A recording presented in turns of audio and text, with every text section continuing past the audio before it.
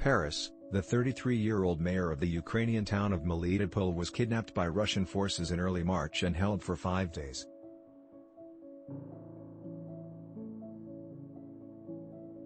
Now Ivan Fedorov is in France to bear witness to his town's occupation by the Russians, and he says the soldiers who interrogated him knew nothing about the town or Ukraine. Fedorov appeared on French television channel BFM TV to describe what his town has been living through.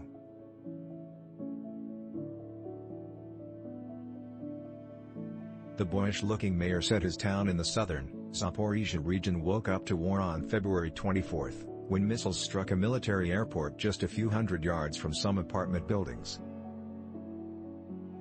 He said Russian forces are becoming increasingly aggressive because their plans for a lightning war didn't work out and his town's resistance has made them angry. They saw that the citizens were not welcoming them. To the contrary, people have been openly opposing the aggressor, Fedorov said. Citizens have been coming out, thousands at a time, in plazas and streets despite armed soldiers, and yelling, "Leave our town." "I am amazed by their courage," he said. On March 11, Russian forces put a black bag over Fedorov's head and took him away from Melitopol's crisis center, where he was working. The scene was caught on surveillance cameras.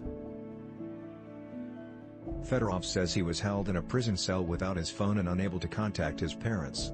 He told BFM interviewer Bruce Toussaint that he could hear people screaming as they were tortured in other cells.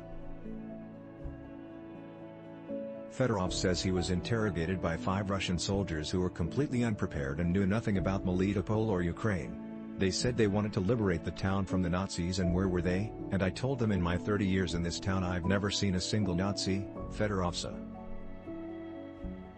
He said that after that the soldiers told him they wanted to defend the Russian language.